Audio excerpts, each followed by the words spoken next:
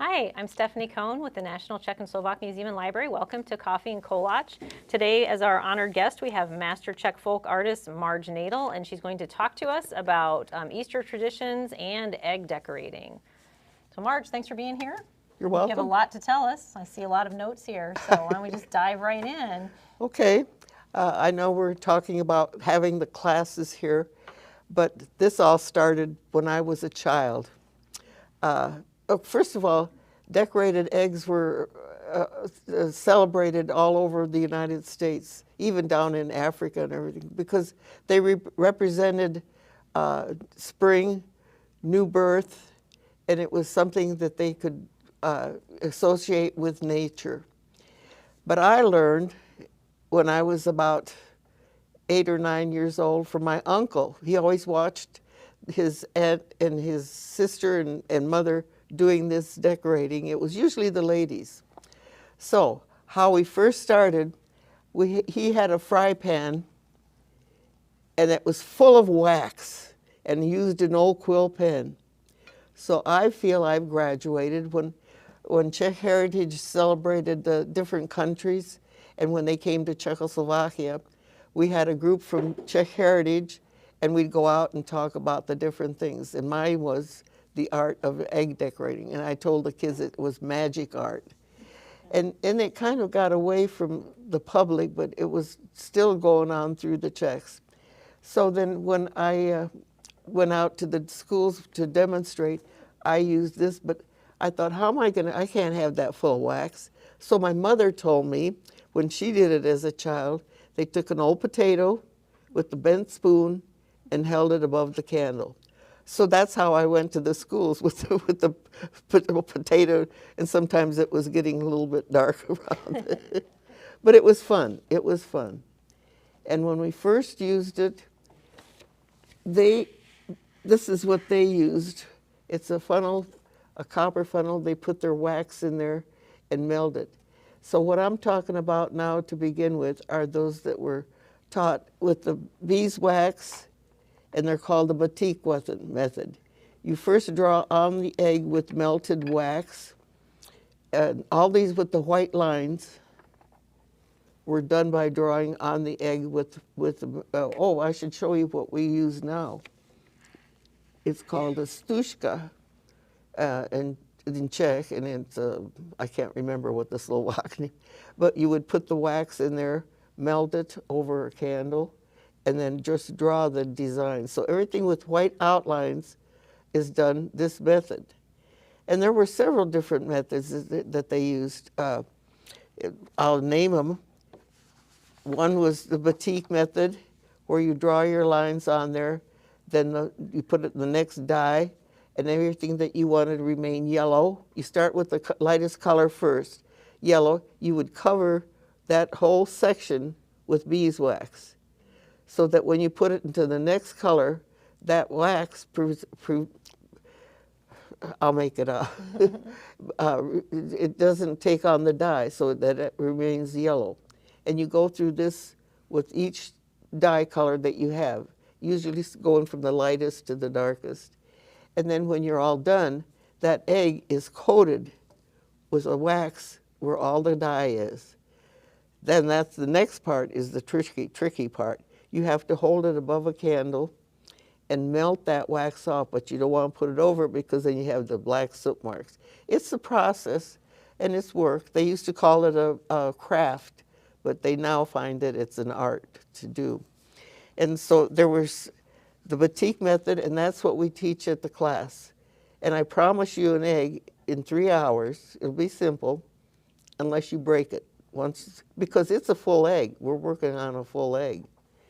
And there's also the scratched, and I didn't like to do the scratch, so I pretended that I scratched and used a quill. I mean, I would go to the batik method, so all these white lines are supposed to be scratched, but I didn't. I cheated.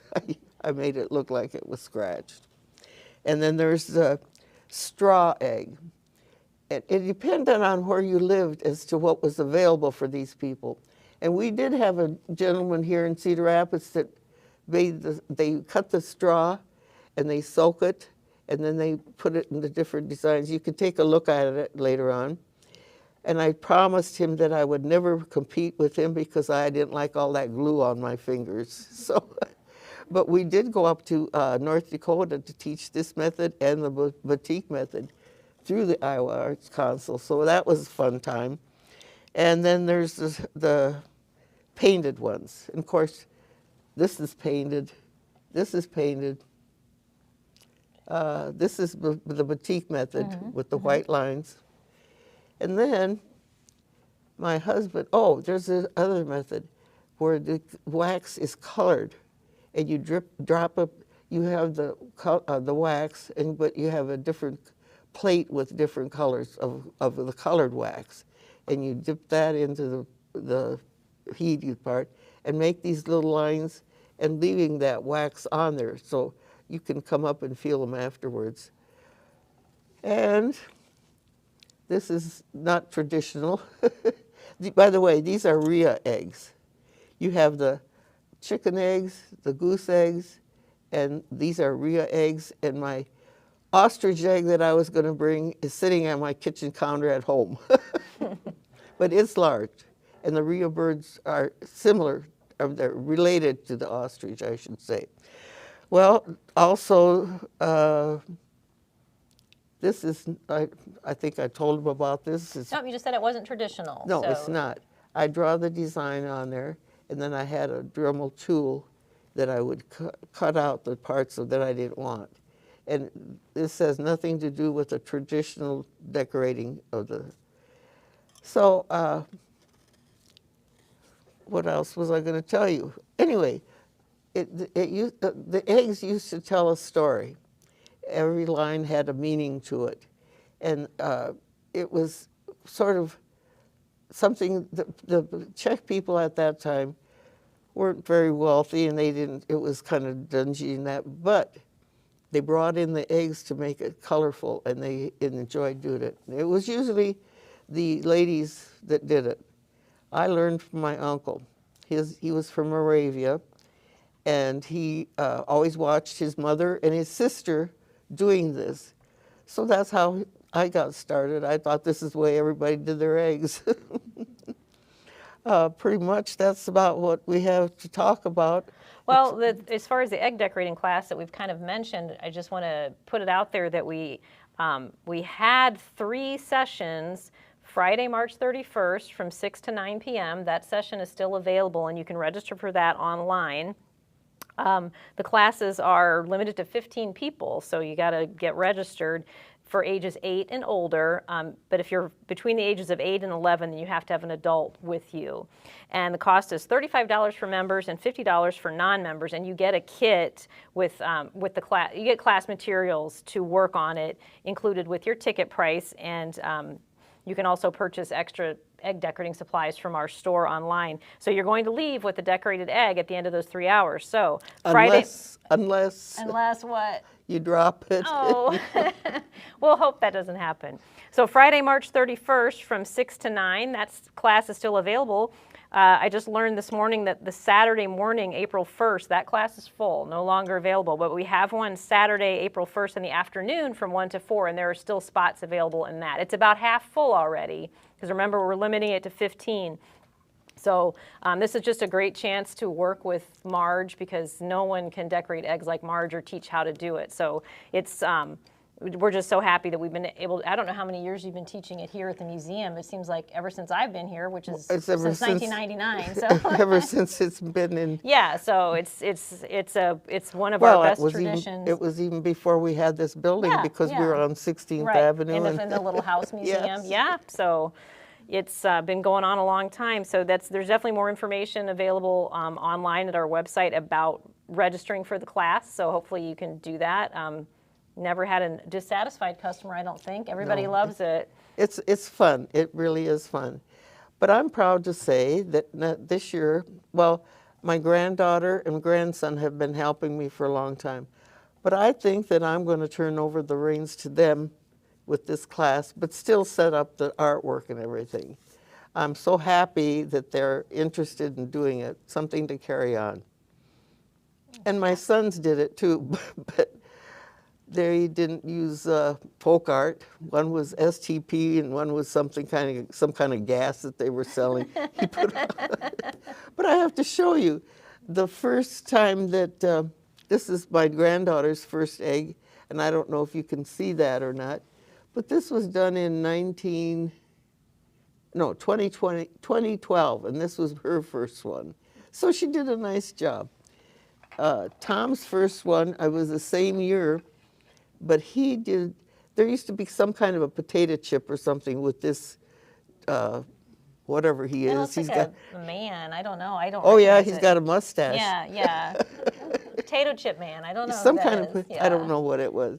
But anyway, that So was they were in his their early first. teens then, and now they're in their 20s. So that was. Emily was 24 now, Yeah, and so- Tom is 22. Yeah. So they this were, was their first eggs. And now they're going to take over the classes, Yes. which is wonderful. Oh, I'm so happy. Yeah, that's great. But it's a fun art. They used to call it a craft, but they did decide that it is an art. Yeah, around Yeah. here we think folk art is art. It's- Yes. Yeah. Yeah.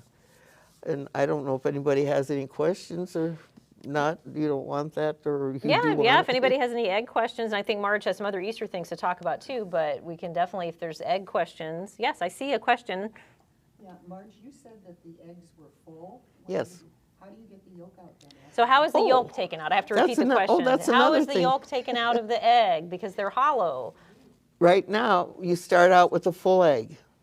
And you do that because it's difficult to take that wax off on an eggshell.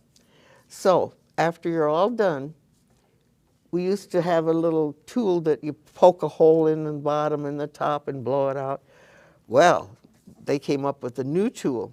You just make a hole in the bottom Of the egg? of the bottom of the egg. Okay. And now I let Tom do that. We used to drill it. Now I just use a Dremel hand tool. But anyway, you put this in the bottom and you just start blowing and it comes out from the bottom. So you have one hole. Oh, okay. Yeah. Because old ones have two, don't they? Like you made a hole at the top and the bottom and you Yes, manually yes, blow the and- yolk and and you the whites out. Yeah. Practically blow your brains out. So this is a tool that we use now. Pat? Well, I want to put in a plug that if you want all the details about the different kinds Oh, of yeah. traditional egg decorating, there is a book in the gift store with 64 colored pictures and all of Marge's explanation of how to do batik decorating and other kinds. And I'm going to put a plug in for that. too. So yeah, there is a book in our museum store with how many did you say? 64 color 64 color pictures and instructions from Marge on egg decorating. And this is the kit that's in the store, and it's Marge Natal egg decorating kit. So I'll show you real quick what's in there that you could. This is something that you can try to do this at home.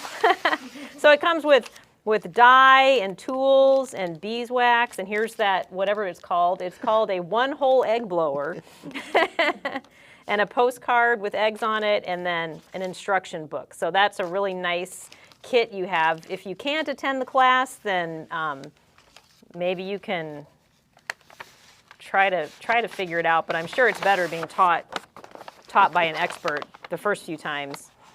And included in the book is using all these traditional motifs on cloth, paper, wood, and so forth, not just eggs.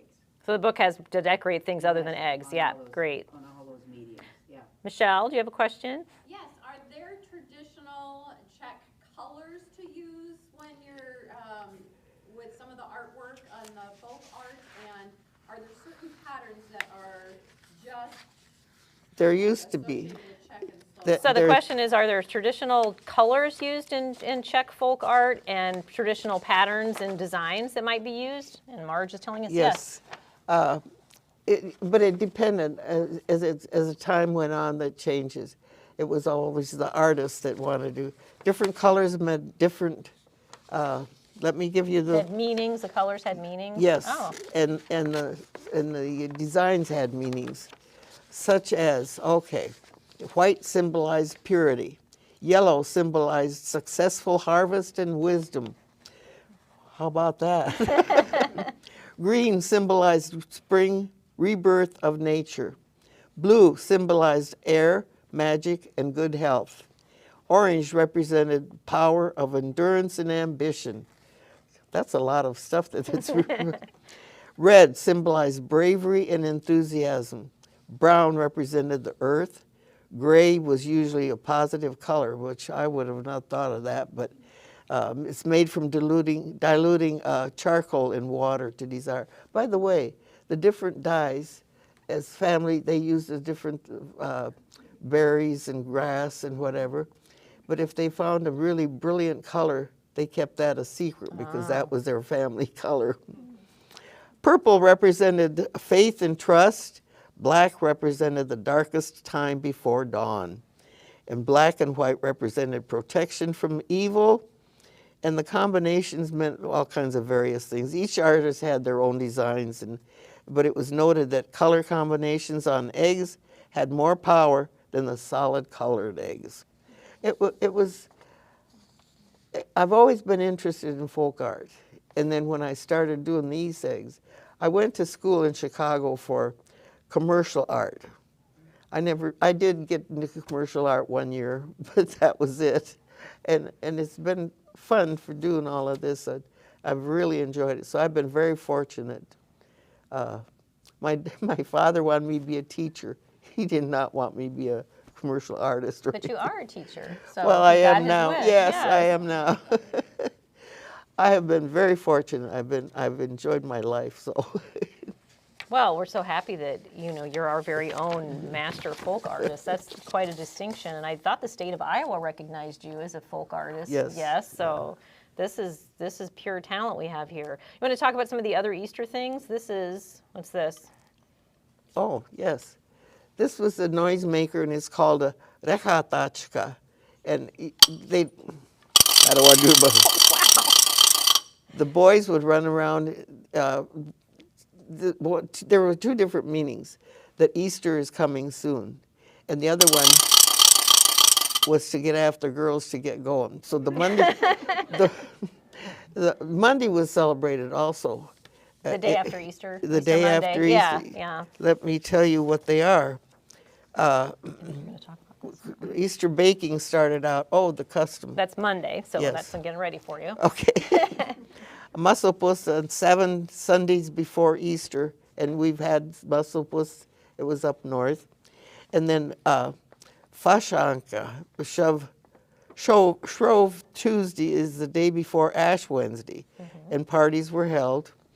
Bass Fiddle was dressed in a croy, and it was covered with ribbons, and you had a dance group that did that. The Merrymakers had a circle, and they do different things. Smrtna Nedjele, that's the Palm Sunday. Pussy willows were cut, taken to church and be blessed, and passed out to the congregation. And then, this is hard to say, Ugly Wednesday, I'm not going to try to pronounce it. Ugly Wednesday. Ugly Wednesday ends at school for the week, so the children had time to prepare for the Easter weekend. Green Tuesday, Zeleny Tversek, boys would get a wooden rattle and walk through the village making noise. The noise warned that Easter's coming. Veliki Bahatek, I guess maybe I need, anyway, that was Good Friday, and the boys repeat the noise making. And Bila Sobota, that's the white Saturday, the boys go to each house to make a noise until they're given some kind of treat or money. Mothers were busy baking kolache, buchti, and cakes in the shape of a lamb. That's another thing. I make 5 lamb cakes for my family, and that was a tradition. We did a lot of traditional things at home because my mother was born here in Cedar Rapids, but her mother died, so my grandfather took her back to Czech. So she was raised with this. We had lamb cakes, we had carp for Christmas Eve supper, and all the different traditions. So that's how I really did get into this. And then the branches. Okay.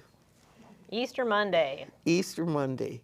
They would go around and swish the back of the girl's skirts until and they usually picked on the girl that they liked, and she would give him a decorated egg, And so then after they made the girls, they gave them, then in the afternoon, the girls would have used a variety of methods to color their different eggs, and they each had a meeting, and then they would get after the boys to get the egg back from them.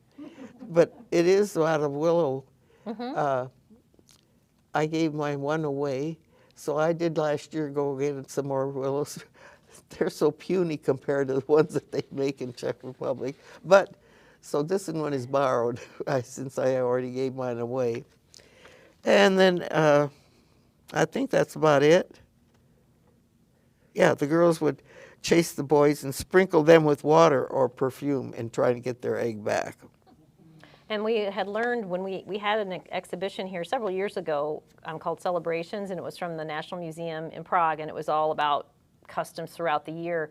And then we learned then that there, in some Slovak areas, instead of switching people, water's thrown on women and girls. So that was like a little bit different.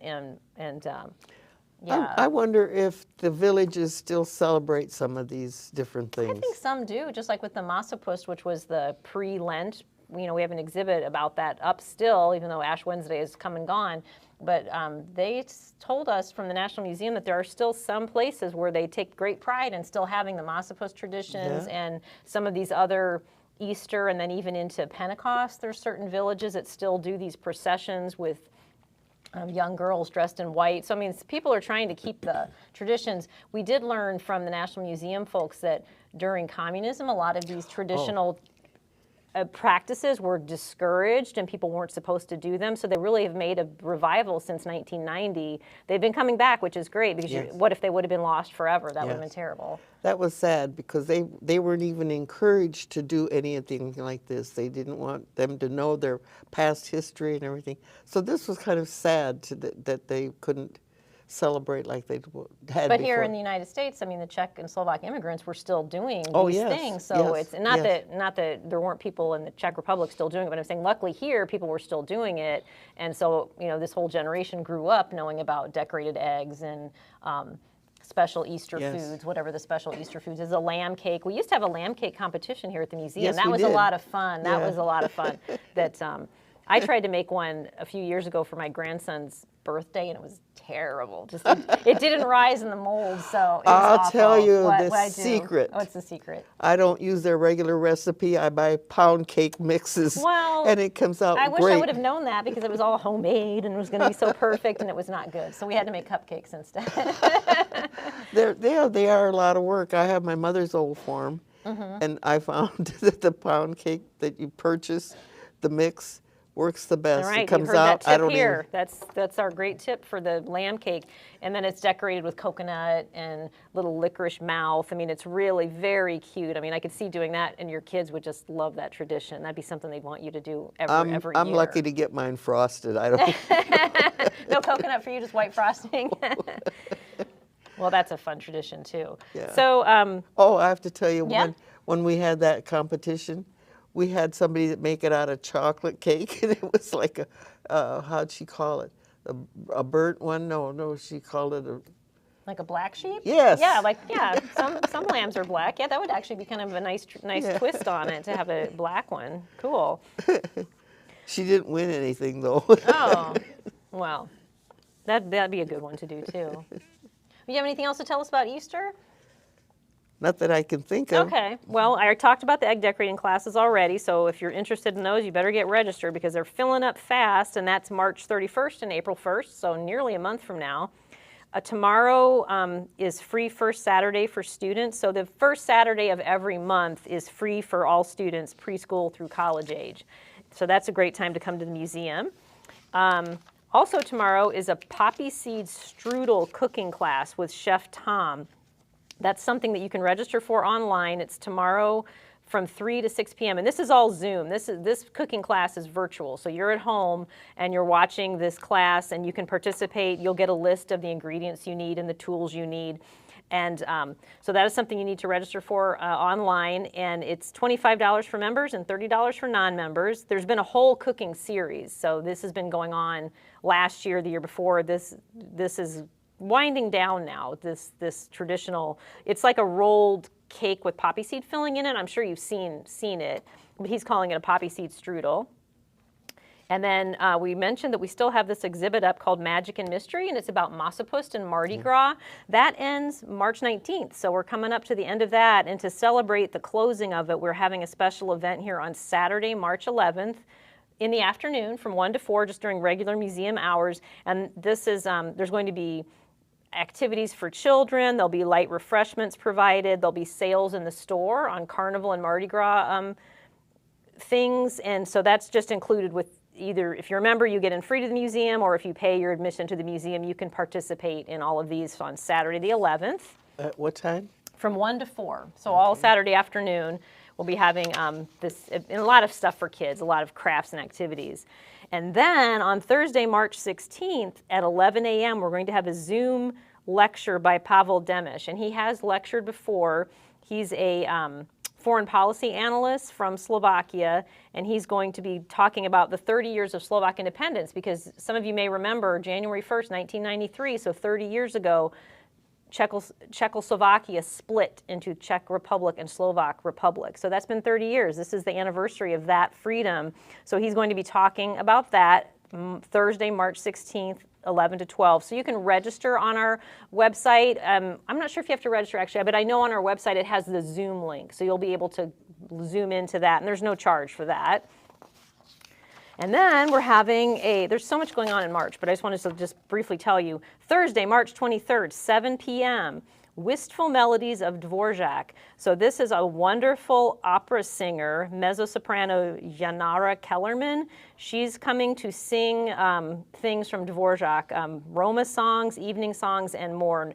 And whenever we have these opera singers, it's just everybody, it just brings down the house. They are wonderful. So this is something that is a ticketed event. It's $20 a ticket, so you will have to RSVP and purchase a ticket for it. Thursday, March 21st at 23rd at 7 p.m. And then we have a wine tasting Saturday, March 25th at 7 p.m. So Dr. Stephen Greif is, I guess, the only dentist and certified sommelier in the world. So he's going to do a wine tasting, which is paired with food. And that is here at the museum, and it is, you need to RSVP. I think we're limiting it to 65 people. So Saturday, March 25th at 7 o'clock is that event. You can go on our website and register for that. So you're here in person having delicious food and wine, and he tells you all about the wines. And it's Italian wines this time, so you can kind of expand your wine knowledge. And then finally, a new exhibit opening.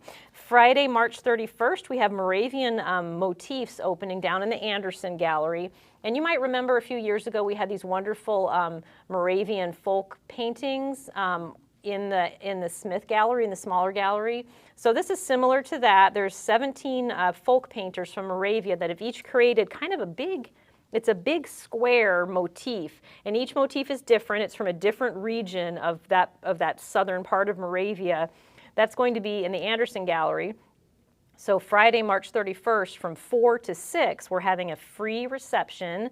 And so it's after the museum closes, but it's before the egg decorating class starts. So you could go to both. You could come to the reception at 4 and then go to your egg class. But anybody can come to that, and we're going to have ribbon cutting, and Monica Vintrilkova, who sponsored this, will talk a little bit about these motifs, and we'll have some light refreshments. So that's going to be a really fun reception to have on Friday, March 31st at 4. And then the egg decorating class is that evening, one of your choices. So that is our really, really packed months of March that we got going on. I do want to mention one more thing. I'd been to Czechoslovakia, Czech Republic, several times when the communists were there. And one of those times, my son was with it, and he says, "Mom, can we go home?" It was so drab and but you got into the homes of the Czech people, and it was beautiful. They had colors of different things. They had motifs, things on the wall that they embroidered and decorated, and eggs, things. So they didn't forget, but the communists wanted them to forget. Right, like publicly, they weren't supposed to do these cultural expression, but everybody was, it's your culture, it's important to you and your family. Yes. You're not going to stop your traditions because the government that you hate is going to tell you to do it. You couldn't just leave anytime you wanted because you had a visa when you were going to be there. Yeah. And Philip kept saying, "Mom, can we go home? Can we go home?" probably wouldn't say that now because it's like really fun place Oh, to it visit. It's is, so it is. beautiful now, but It is. And my granddaughter, through the Czech Heritage, she spent 2 weeks there studying with a partner, and then Wonderful. her girl came back, and so she was very fortunate to meet these people, and she still corresponds with them. that's great. That'd be a lifelong friendship then. Yes, That's perfect. yes. We've been fortunate, we really have. And I'm proud to be a Czech. Yeah, My father you're not was, alone. my father was an immigrant, and mother was born here, but Mm-hmm. she was raised there. So I've been very fortunate. Yes, and we're fortunate to have you. And I mean, everybody's so proud of their heritage. That's why we have this beautiful museum. It's because sometimes people are asking, why is it in Cedar Rapids and not in Chicago? And we're just like, you give them the look, like, because people here really cared about their heritage enough to make it happen. It was so much work for people back in 1974 when they started this. Incredible amount of work, of fundraising, of planning, and then they got this beautiful museum, and then even after the flood, it came back even better than ever, and that's a testament to the people who really cared about it. I'm not saying people in Chicago don't care about it, I'm not saying that at all, but I'm saying that's why it's here, because there was a group of people that worked really, really hard to have it happen here, and it's one of the landmarks of Cedar Rapids. Well, I can remember my dad was part owner of Bolognese Meat Market, if you remember that. That's been a while. We never called it Czech Village. It was called the Avenue. Yes. But I have to tell you one thing. After I came back from school and I married, I tried to get a job at Collins doing commercial art. They wouldn't hire me. They said I'd be bored to death and quit in a week, and they weren't going to train me for that. Why? Because you're too good of an artist? No, because I would be bored with what they kind of art that they wanted. Yeah. And so I thought that's good. Well, that's their laws. I'll tell you so I came home and got pregnant instead. Anyway, it's been fun. I'm very fortunate. You are. So are we. Well, I think that's a really good session we've had for the Coffee and Kolache, because Easter is a really fun time of year, and it's a really beautiful time of year. And I am really happy that we're having these classes, and that Marge and her family are still going to be teaching these classes for us. It's such a gift that they give us all the And time. I have to say that Philip is interested too. Who's Philip? Philip is my youngest son. Oh, okay. And Chuck, he is also, but he's artistic in a different way. But they all like doing it. So That's great. very fortunate. Yeah. I love it. Well, thanks for joining us for Coffee and Kolache, and tune in April. There'll be another one. Thanks.